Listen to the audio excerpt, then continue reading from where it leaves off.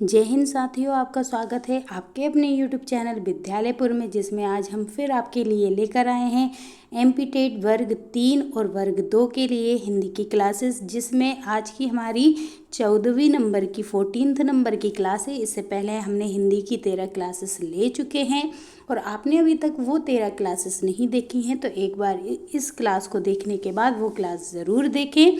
उसमें हमने आपको हिंदी के बारे में पूरा डिटेल में पढ़ाया है। और आज का हमारा जो हिंदी का टॉपिक रहेगा वो अलंकार रहेगा। अलंकार टॉपिक जो है थ्योरिकल कोई भी यूट्यूब पे नहीं पढ़ाता है, हम आपको पूरा डिटेल में थ्योरिकल टॉपिक पढ़ाएंगे अलंकार। आप इसके नोट्स ज़रूर बनाइएगा।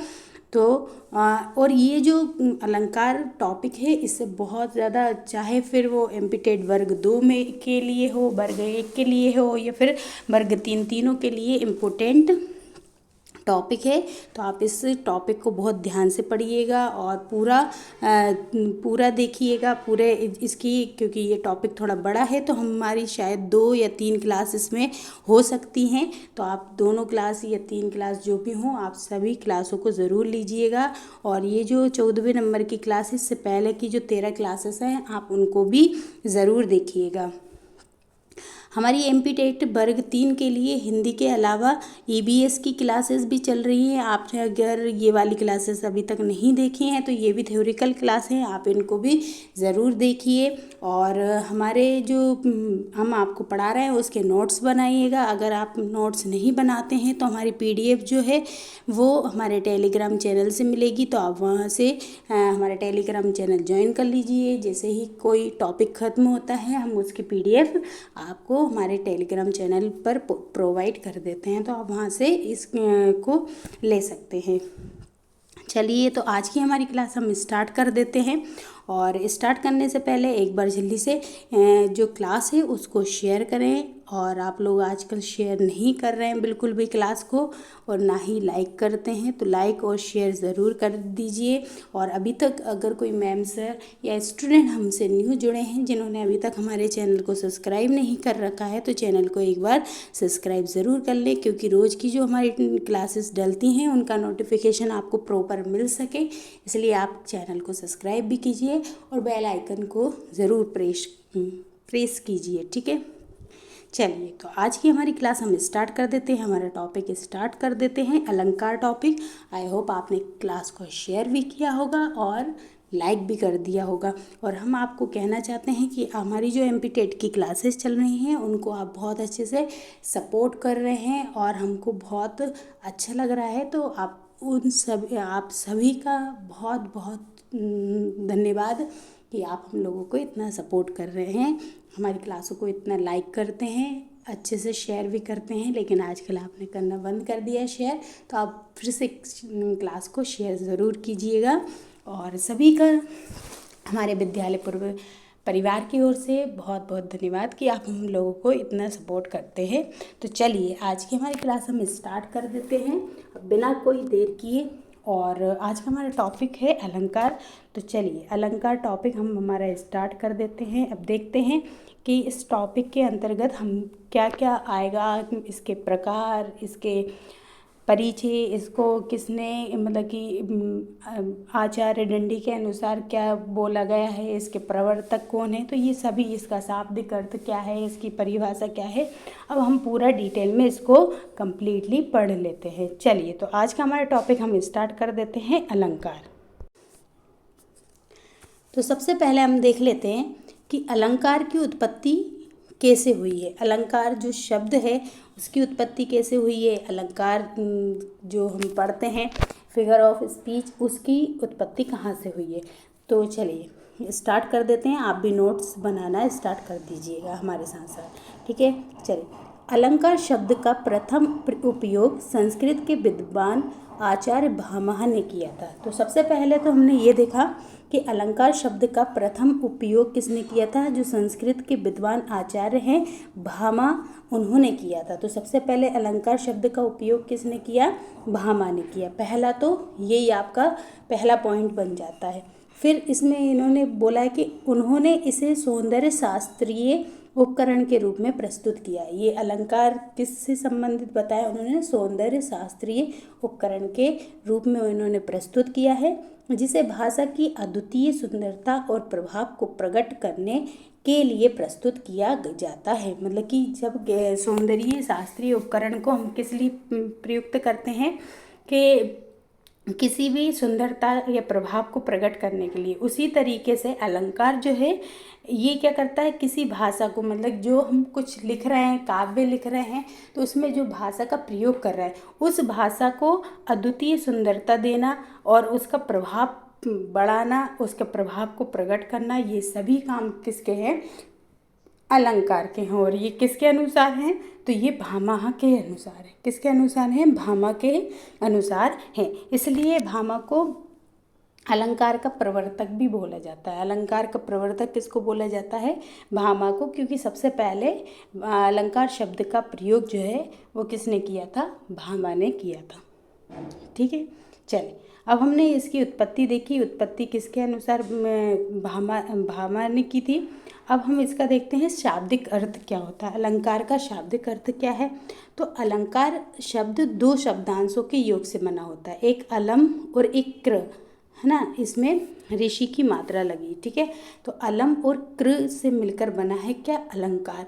अलंकार का तात्पर्य होता है जो आभूषित करता हो, आभूषित करता हो। आभूषित मतलब कि जिस तरीके से आभूषण या गहना, इसका शाब्दिक अर्थ में आ जाएगा जैसे आभूषण या फिर गहना, है ना। आभूषण या गहना, तो ये आभूषण या गहना जो है जिस तरीके से किसी स्त्री के सौंदर्य को बढ़ाने के लिए में मदद करता है, उसी प्रकार से क्या होगा कि काव्य की जो अभिव्यक्ति को सुंदर या प्रभावी और चमत्कारी बनाने के लिए अलंकारों का हम क्या करते हैं? प्रयोग किया जाता है। और ये इसकी उत्पत्ति किस भाषा से हुई है? अलंकार की तो संस्कृत भाषा से हुई है। किससे हुई है? संस्कृत भाषा से अलंकार शब्द की उत्पत्ति हुई है। आप इसको याद रखिएगा। अब देखते हैं, हमने देखिए उत्पत्ति देख ली कि कहाँ से इसकी उत्पत्ति हुई है, फिर हमने देख लिया कि अलंकार शब्द का शाब्दिक अर्थ क्या है। अब हम देखते हैं कि अलंकार की परिभाषा क्या है। ठीक है, तो चलिए अलंकार की परिभाषा क्या है? तो काव्य की शोभा बढ़ाने वाले साहित्यिक तत्वों को अलंकार कहते हैं। जो काव्य लिख रहे हैं हम, उसकी शोभा बढ़ाने वाले जो साहित्यिक तत्व होते हैं उनको हम क्या कहते हैं? अलंकार कहते हैं। ये शब्दों को अलंकृत करके और वाक्यों को सुसज्जित करते हैं। मतलब कि ये जब हम हमारे वाक्य में अलंकार का प्रयोग करते हैं तो ये क्या करते हैं? उस वाक्य को पूरा बहुत अच्छा और आकर्षित बना देते हैं। और इनके प्रयोग से वाक्य की संरचना और उनके अर्थों का प्रभाव क्या हो जाता है? बढ़ जाता है। और हिंदी साहित्य में साहित्यकार भाषा को सुंदर बनाने के लिए ज़्यादातर किसका प्रयोग किया करते हैं? तो अलंकारों का प्रयोग करते हैं। तो क्या है इसका अर्थ? कि काव्य की शोभा बढ़ाने वाले जो धर्मों को क्या कहते हैं? अलंकार कहते हैं। और ऐसा भी कह सकते हैं काव्य या भाषा की शोभा बढ़ाने वाले साहित्यिक तत्वों को अलंकार कहते हैं। ये क्या करते हैं? शब्दों को अलंकृत करके और वाक्यों को सुसज्जित करते हैं और इनके प्रयोग से वाक्यों की संरचना और अनेक अर्थों के प्रभाव को मतलब उनका अर्थों का प्रभाव बढ़ जाता है। और के साहित्यकार भाषा को सुंदर बनाने के लिए क्या करते हैं? हिंदी साहित्य में साहित्यकार जो हैं अलंकारों का प्रयोग करते थे और करते आ रहे हैं।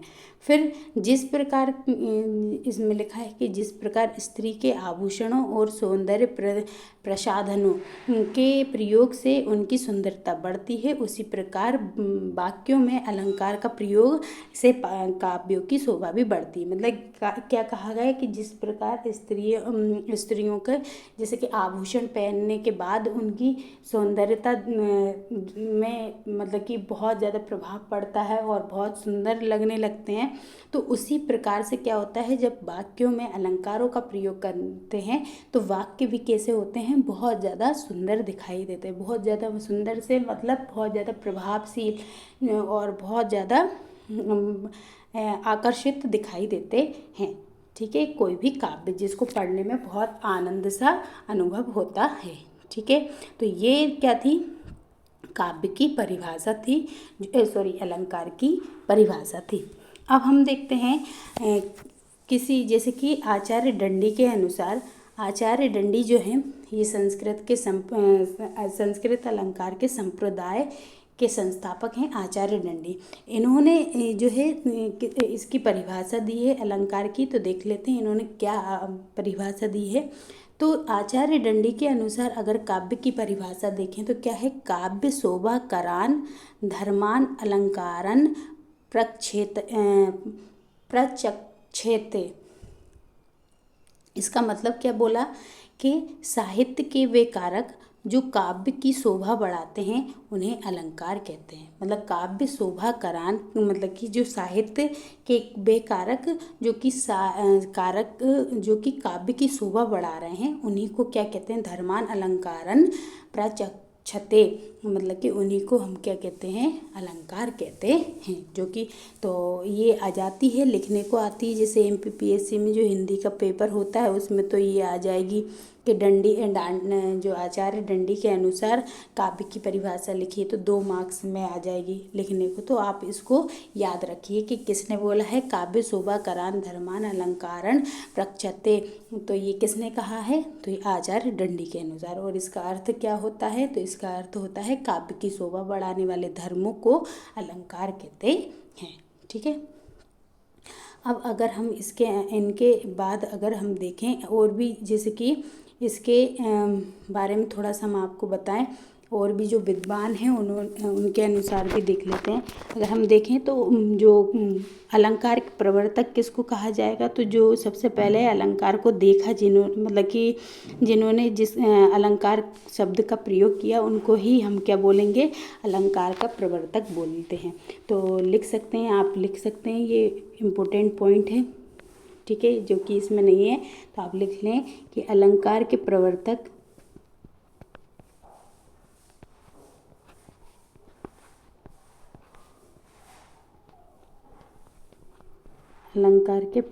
किसको बोला गया है, तो अलंकार के प्रवर्तक भामह को बोलते हैं, भामह। ठीक है। फिर अगर हम नेक्स्ट देखें एक और कि जो अलंकारवादी कवि किसको, जैसे केशवदास हैं,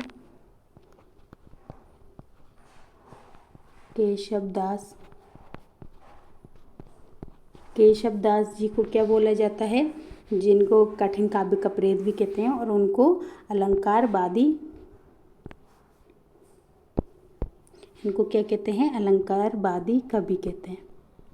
बहुत ज़्यादा अलंकार का प्रयोग करते हैं इसलिए इनको अलंकारवादी कवि भी बोलते हैं। तो आप इनको भी याद रखिएगा। फिर इनके अलंकार के बारे में है ना, जो भरत मुनि हैं, आचार्य भरत मुनि जी,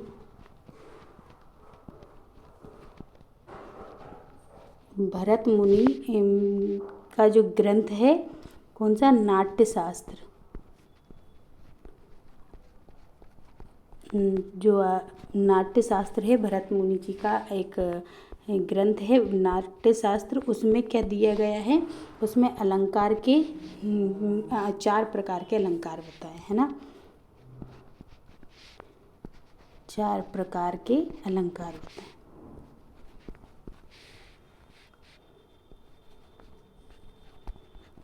अलंकार बताए। ठीक है। तो आप ये जो एक्स्ट्रा हमने इनमें लिखवा दी हैं तो आप उसको भी याद रखिएगा। ठीक है। तो आप इसको भी याद रखिएगा कि ये जो इनके अनुसार क्या है, संस्कृत के जो दंडी के अनुसार परिभाषा दी गई है, और इसके अलंकार के प्रवर्तक जो है भामह को बोला जाता है, केशवदास जी को अलंकारवादी कवि कहा जाता है, भरत मुनि का जो ग्रंथ है नाट्यशास्त्र उसमें 4 प्रकार के अलंकार बताए गए हैं। ठीक है। अब हम देख लेते हैं अलंकार के प्रकार। अलंकार के प्रकार देखते हैं। अब आपके पास थोड़ा टाइम कम बचा है इसलिए हम जो क्लास लेते हैं वो थोड़ी स्पीड से लेते हैं। ठीक है। चलिए आप जल्दी जल्दी नोट डाउन कर लीजिएगा। अब देखिए कि अलंकार के प्रकार अगर हम देखें तो कितने प्रकार के होते हैं अलंकार। वैसे कितने प्रकार के होंगे, 3 प्रकार के, एक शब्द अलंकार, एक अर्थ अलंकार, एक उभय अलंकार। तो 3 प्रकार के अलंकार होते हैं, शब्द अलंकार, अर्थ अलंकार और उभय अलंकार।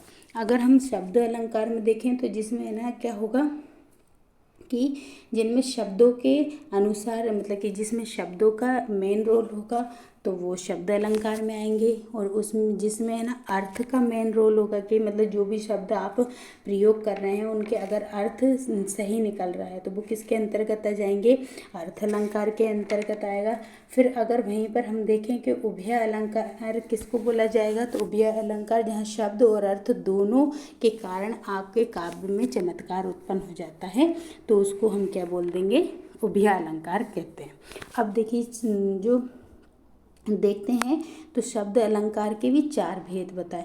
वैसे शब्द अलंकार में बहुत सारे अलंकार आते हैं लेकिन मेन जो हैं वो कौन कौन से हैं, एक जैसे कि अनुप्रास अलंकार आ जाएगा।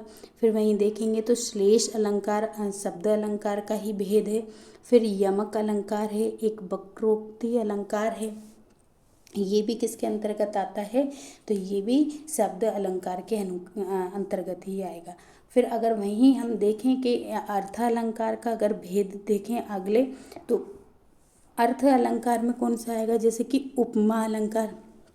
मतलब इसमें क्या हो रहा होगा कि जो उपमा में जो शब्दों के अर्थ अलग अलग निकलना या एक जैसे निकलना तो वो उससे संबंधित हैं। फिर आ जाएगा काव्यलिंग अलंकार, फिर रूपक अलंकार इसी का भेद है, विरोधाभास अलंकार भी इसी का भेद है, और उत्प्रेक्षा अलंकार, ठीक है।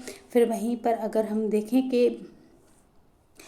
इसका क्या होगा, तो इसमें देखें तो हम ये उभय अलंकार में तो एक शंकर अलंकार होगा और एक संसृष्टि अलंकार होता है। तो मेन हमारे पास जो है शब्द अलंकार और अर्थ अलंकार के भेद होते हैं जिनको हमें पढ़ना रहता है। तो वो कौन कौन से हैं शब्द अलंकार में, तो शब्द अलंकार में जाएगा अनुप्रास अलंकार, श्लेष अलंकार, यमक अलंकार, वक्रोक्ति अलंकार। वहीं पर अगर हम अर्थ अलंकार में देखें तो उपमा अलंकार, काव्यलिंग अलंकार, रूपक अलंकार, विरोधाभास अलंकार, उत्प्रेक्षा अलंकार। तो अब हम इनको क्या करेंगे, डिटेल में पढ़ेंगे। ये तो हमारे पास एक ये चार्ट के थ्रू हमने समझ लिया है, लेकिन अब हम क्या पढ़ेंगे, इसको डिटेल में पढ़ेंगे। सबसे पहले देखेंगे शब्द अलंकार क्या होता है और उसके फिर हम देखेंगे भेद, देखेंगे कि शब्द अलंकार में कौन कौन से अलंकार आते हैं, ठीक है। तो चलिए सबसे पहले हम देख लेते हैं शब्द अलंकार क्या होता है। तो शब्द अलंकार क्या है कि यदि किसी काव्य या फिर साहित्य के वाक्यों को विशेष शब्दों से अलंकृत किया जाता हो और तो अलंकृत करने वाले उन कारकों को शब्द अलंकार कहते हैं।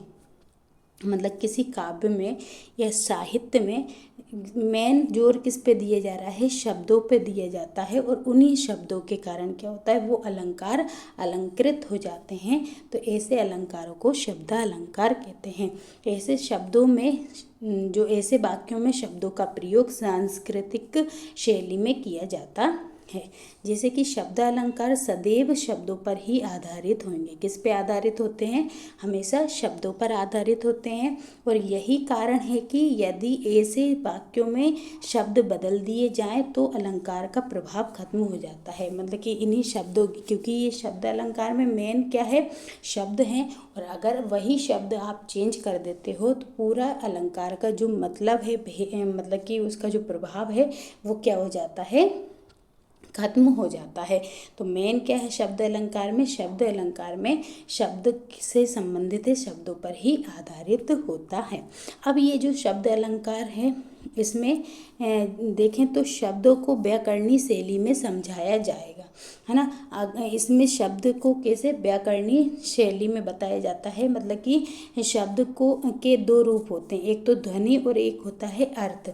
तो शब्द अलंकार में शब्द अलंकार में अर्थ की नहीं बल्कि ध्वनि की महत्ता होती है। मतलब कि क्या होगा कि इसका अर्थ जो भी निकले लेकिन उसकी जो ध्वनि है उसका महत्वपूर्ण वो है कि हाँ ये जो शब्द है सुनने में बहुत अच्छा साउंड कर रहा है तो ये सही है ना। उसकी ध्वनि सही, उसकी महत्वपूर्ण चीज़ क्या है, ध्वनि।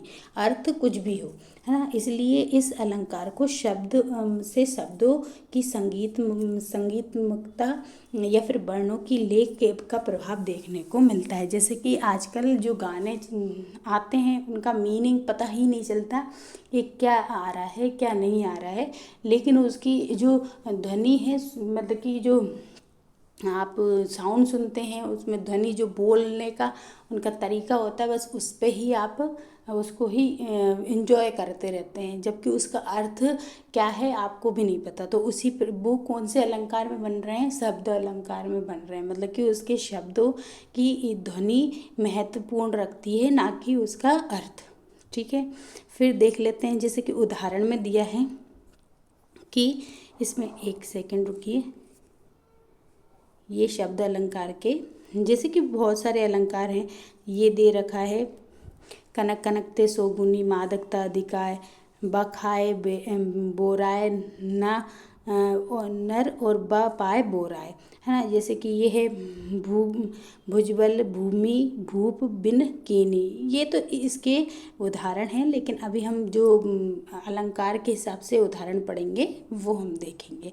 तो हमने अभी तक क्या देख लिया, अभी तक हमने देख लिया कि अलंकार क्या की उत्पत्ति कहाँ से हुई है। फिर हमने देख लिया अलंकार का शाब्दिक अर्थ क्या होता है, आभूषण या फिर गहना होता है, और ये किससे, संस्कृत भाषा से लिया गया शब्द है। फिर हमने देख लिया अलंकार की परिभाषा कि शोभा, काव्य की शोभा बढ़ाने वाले धर्मों को ही अलंकार कहते हैं।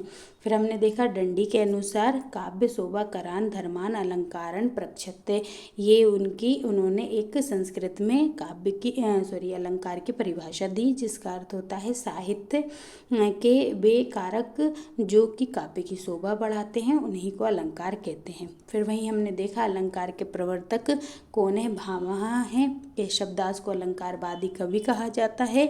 भरत मुनि का जो नाट्य शास्त्र है उसमें 4 प्रकार के अलंकार बताए गए हैं। फिर हमने देखा अलंकार के प्रकार। अलंकार के प्रकार कितने प्रकार के होते हैं, 3 प्रकार के होते हैं अलंकार, शब्द अलंकार, अर्थ अलंकार और उभय अलंकार। शब्द अलंकार के अंतर्गत है अनुप्रास, श्लेष अलंकार, यमक अलंकार, वक्रोक्ति अलंकार। और अर्थ अलंकार के अंतर्गत आएगा उपमा अलंकार, काव्य रूपक, विरोधाभास, उत्प्रेक्षा अलंकार। और उभय अलंकार के अंतर्गत संकर और सृष्टि, संसृष्टि। फिर हमने सबसे पहले क्या देख लिया, हमने देखा शब्द अलंकार कि शब्द अलंकार क्या होते हैं कि कोई भी काव्य या साहित्य के वाक्यों में विशेष शब्दों से अलंकृत किया जाए उसे शब्द अलंकार कहते हैं, और इसमें शब्दों पर ही आधारित होता है ये। और ये वाक्यों में अगर शब्दों को बदल दिया जाएगा तो अलंकार का प्रभाव क्या हो जाएगा, खत्म हो जाएगा। ठीक है, अब हम पढ़ लेते हैं शब्द अलंकार के प्रकार कि शब्द अलंकार के प्रकार कितने होते हैं। तो देखिए शब्द अलंकार के प्रकार जो हैं 6 कितने प्रकार के होते हैं, शब्द अलंकार 6 प्रकार के होते हैं, लेकिन हम उसमें से क्या पढ़ेंगे, मेन जो हैं वो हम देखेंगे, है ना। तो शब्द अलंकार के प्रकार कितने हैं, तो शब्द अलंकार के प्रकार होते हैं 6। कौन कौन से होते हैं, तो शब्द अलंकार के प्रकार में सबसे पहले आता है अनुप्रास अलंकार। कौन सा अलंकार है, अनुप्रास अलंकार है सबसे पहले। अब देखते हैं अनुप्रास अलंकार में क्या बोलाता है। तो सबसे पहले आता है अनुप्रास अलंकार। इसमें अनुप्रास शब्द 2 शब्दांशों से मिलकर बना है ना। अनुप्रास जो है वो कितने शब्दों से मिलकर बना है, 2 शब्दांशों से मिलकर बना है, जिसमें पहला शब्द क्या है, अनु। और अनु का मतलब क्या होता है, तो अनु का मतलब होता है बार बार। अनु का मतलब क्या होगा, बार बार या पीछे पीछे चलना, है ना। और फिर वहीं पर आता है प्रयास। प्रास जो है, प्रास का मतलब क्या होता है, तो प्रास का मतलब होता है वर्ण। क्या होगा, वर्ण। तो अनु और प्रास, तो अनु का मतलब और भी अगर हम देखें तो अनु का मतलब क्या हो जाएगा, बार बार आ जाएगा, या फिर पीछे पीछे चलना भी आ जाएगा, पीछे पीछे चलना। इसके अलावा अगर देखें तो मतलब कि आवृत्ति होता है ना, आवृत्ति मीन्स होता है वो एक के बाद एक जो आती जाती है, तो आवृत्ति भी बोल सकते हैं। तो ये क्या होता है, अनु का अर्थ होता है। और वहीं पर अगर हम दूसरा देखें तो क्या होगा, प्रास। प्रास का अर्थ क्या होता है, वर्ण। प्रास का अर्थ मीन्स होता है वर्ण, अर्थात जिस वाक्य के वर्णों की आवृत्ति बार बार होने से शब्दों की सुंदरता बढ़ती है, वहाँ पर कौन सा अलंकार होता है, तो वहाँ पर अनुप्रास अलंकार होता है। मतलब कि जिस जगह, जिस अलंकार में एक ही शब्द क्या हो रहा हो, बार बार एक ही वर्ण, शब्द नहीं वर्ण क्या हो रहा हो, बार बार आता हो, उसकी आवृत्ति बार बार आ रही हो, तो उससे क्या होता है कि वो काव्य की सुंदरता बढ़ाए, है ना, वो उस शब्द की सुंदरता बढ़ा रहा हो, तो उसी को हम क्या कहते हैं, अनुप्रास अलंकार कहते हैं। अब जैसे कि देखा जाए तो उदाहरण में देखते हैं, जैसे ये लिखा, बिमल वाणी ने बीणा ली, कमल कोमल कर में संप्रीत, है ना। अब ध्यान से देखिएगा, इसमें दिया है पहला उदाहरण कि बिमल वाणी ने बीणा ली, कमल कोमल कर के समीप। तो देखिए यहाँ पे कौन सा वर्ण बार बार रिपीट कर रहा है, पहले उसमें तो वावा कर रहा है, वहीं दूसरे में देखें तो का जो वर्ण है वो रिपीट कर रहा है। तो एक ही वर्ण बार बार आ रहा हो, एक ही वर्ण की बार बार आवृत्ति आती है, एक से अधिक बार आती है, और उससे क्या होता है, चमत्कार उत्पन्न होता है, वहीं पर क्या जाता है, अनुप्रास अलंकार। अगर हम दूसरे उदाहरण में देखें तो इसमें चारु चंद की चंचल किरणें, देखिए चारु में चंद्र में चा, चंचल में चा आ गई, है ना। तो ये जो वर्ण है, एक ही वर्ण क्या हो रहा है, बार बार जो है आवृत्ति, मतलब उसकी बार बार आवृत्ति हो रही है, तो ये क्या कहलाता है, ये किस अलंकार के अंतर्गत आएगा, तो अनुप्रास अलंकार के अंतर्गत आता है। जैसे कि अगर हम एक और उदाहरण लिख के बताएं आपको, तो जैसे ये है, रघुपति राघव राजा राम, रघुपति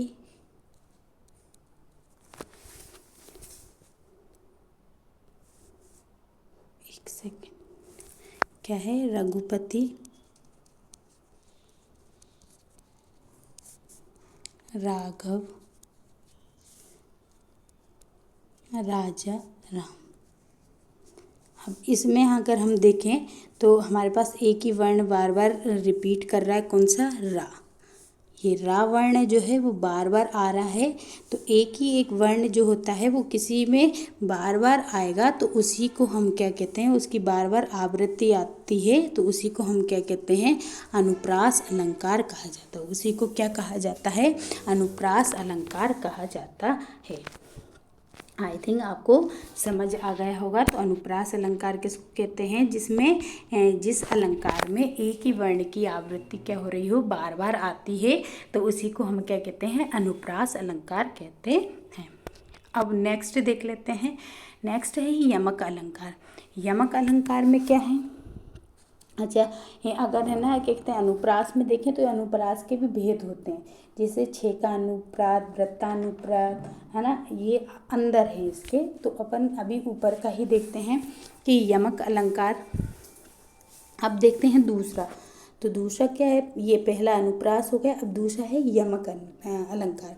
अब यमक अलंकार को देख लेते हैं कि जब किसी वाक्य में समान शब्दों की बार बार आवृत्ति आए, मतलब एक ही शब्द क्या हो रहा हो, बार बार आ रहा हो, लेकिन उनके अर्थ क्या हो रहे हैं, भिन्न हो रहे हैं। मतलब एक ही शब्द बार बार रिपीट कर रहा है, बार बार आ रहा है, लेकिन उसके जो अर्थ है वो हर बार क्या हो रहा है, अलग हो रहा है, तो उसे ही हम यमक अलंकार कहते हैं।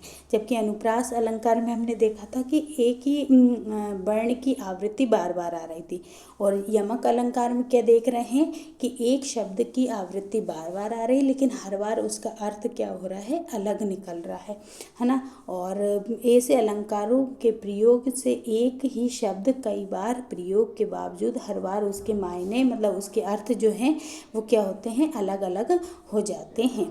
तो अब देखिए, जैसे कि हम देख लेते हैं यहाँ पर, कहे कभी बेनी बेनी बयाल की चुराई लीनी, काली घटा का घमंड घटा।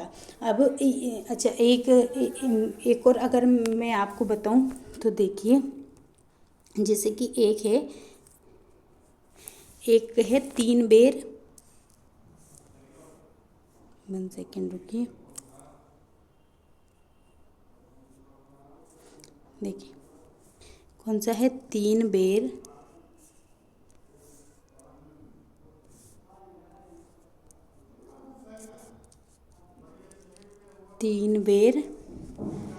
खाती थी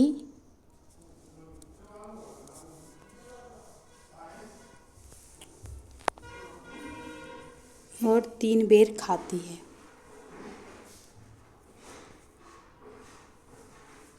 3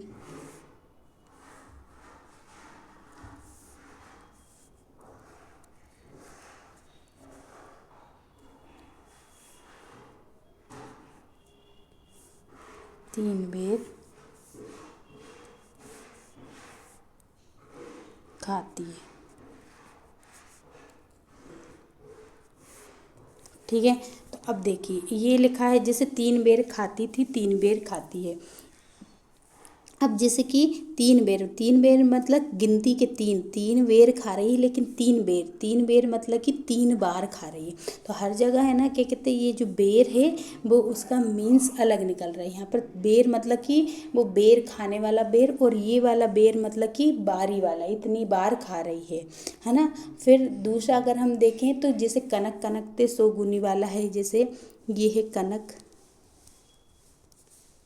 कनकते सोगुनी मादकता अधिकार। तो इस कनक का मीन्स क्या है, एक का सोना है और एक कनक का मतलब क्या होता है, धतूरा।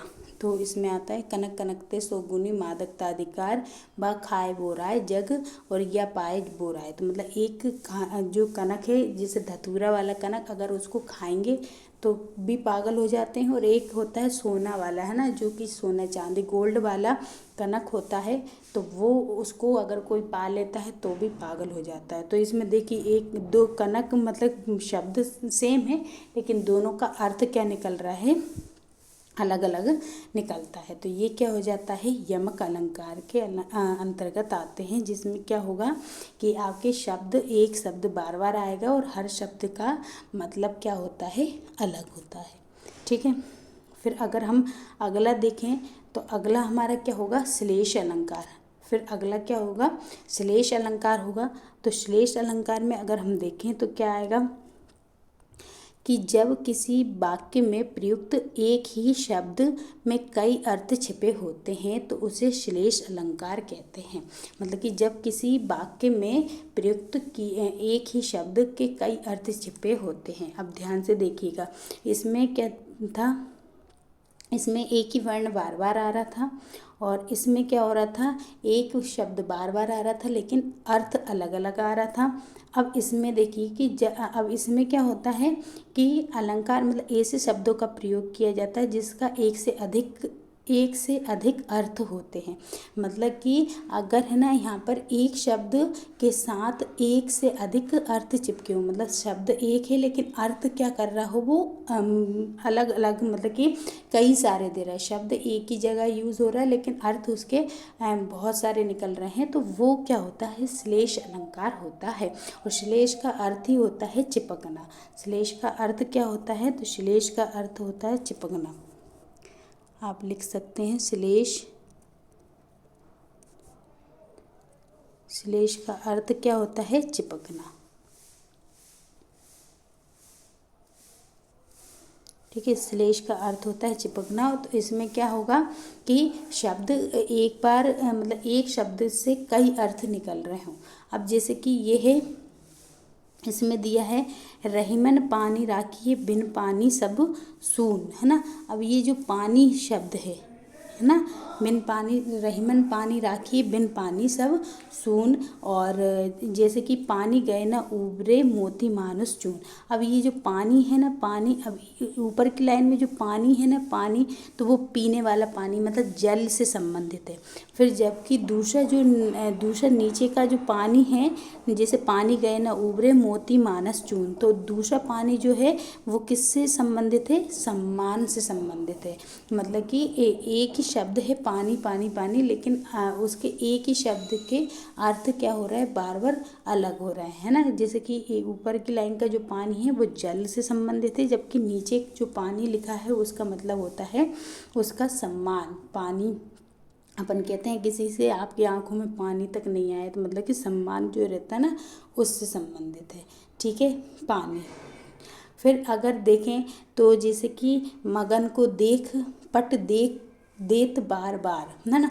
मगन को देख पट देत बार बार। अब जैसे कि पट, एक बार पट मतलब कि होता है किवाड़, और एक पट मतलब होता है वस्त्र, है ना। तो मंगन को देख पट देत बार बार, या तो पट देत बार मतलब कि ये क्या होगा, मंगन वो सॉरी पट मतलब वस्त्र भी निकलता है और किवाड़ भी देता है। तो मांगने वाला आता है, या तो आप उसको वस्त्र दे रहे होंगे, या फिर मांगने वाला आता है तो उस पर क्या किवाड़ बार बार लगा देते होंगे। तो कुछ मतलब कि एक ही शब्द है, लेकिन अर्थ क्या निकाल रहा है, वो अलग अलग निकाल रहा है।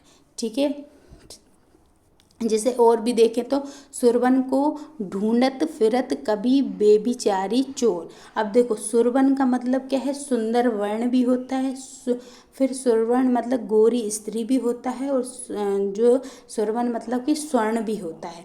अब अगर देखें तो क्या लिखा है, सुरवन को ढूंढत फिरत कभी बेबिचारी और चोर। तो सुरवन मतलब कि सुरवन को ढूंढत फिरत कभी, कभी मतलब कि सुंदर वर्ण को ढूंढ रहा होगा लिखने के लिए। वहीं बेबिचारी क्या है, मतलब कि स्वर्ण मतलब कि सुवर्ण स्त्री को ढूंढता है। वहीं चोर किसको ढूंढता है, स्वर्ण को। तो एक सुरवन है, लेकिन सुरवन का अर्थ क्या निकल रहा है, अलग अलग जगह पे अलग अलग निकलता है। ठीक है, चलिए आपका ये अब नेक्स्ट देख लेते हैं। तो ये कौन सा था, श्लेष अलंकार था, जिसमें एक अर्थ थे, लेकिन एक ही शब्द था, लेकिन उससे कई अर्थ प्रकट हो रहे थे। अब है वक्रोक्ति अलंकार। अगर वक्रोक्ति अलंकार देखें तो वक्रोक्ति अलंकार में क्या है कि वक्रोक्ति दो शब्दों से मिलकर बना है, एक वक्र और एक है उक्ति। कैसे, दो शब्द से मिलकर बना है, वक्र प्लस उक्ति से। इसका अर्थ होता है टेढ़ी बात कहना। कैसा, टेढ़ी बात कहना। मतलब कुछ वाक्यों में जब वक्रोक्ति अलंकार का प्रयोग होता है तो उन वाक्यों के अर्थ अलग अलग होने के लिए मतलब भिन्न हो जाते हैं। मतलब कि उन वाक्यों के अर्थ अलग अलग लोगों के लिए अलग अलग हो जाते हैं। अब देखना कैसे कि ऐसे वाक्य में वक्ता कुछ कहना चाहता है और मतलब कुछ और कहना चाहता है, लेकिन सुनने वाला उसका कुछ और मतलब निकाल लेता है। मतलब कि कहने का मतलब है, वक्रोक्ति अलंकार में क्या होता है कि जो वक्ता है वो कहने मतलब जो बात कह रहा है ना, जो पंक्ति कह रहा है, तो वो मतलब काव्य की पंक्ति में जहाँ पर बात किसी और आशय से की जा रही हो और श्रोता अपनी कल्पना से उसका क्या हो एक अर्थ निकाल लेता है, तो उसको हम क्या कहते हैं, वक्रोक्ति अलंकार कहते हैं। अब जैसे कि ये क्या है, एक कयो बर देत भव भाव चाहिए चित, सुनिए कहे को भोले। ये तो देखिए हम एक आपको बता देते हैं कि वक्रोक्ति अलंकार में मैं आपको सबसे जो प्रचलित जो ज़्यादातर बोला जाता है, तो देखिए एक है कौन है द्वार पर, है ना। देखो एक है जैसे कि जो उदाहरण है कि जैसे कौन है द्वार पर, ठीक है।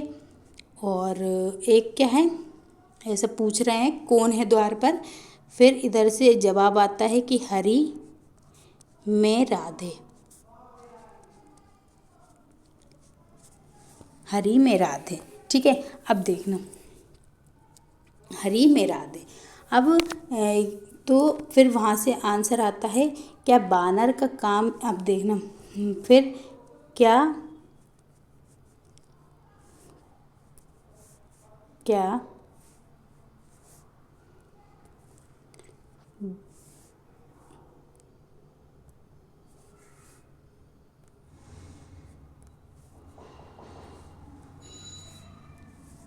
क्या बानर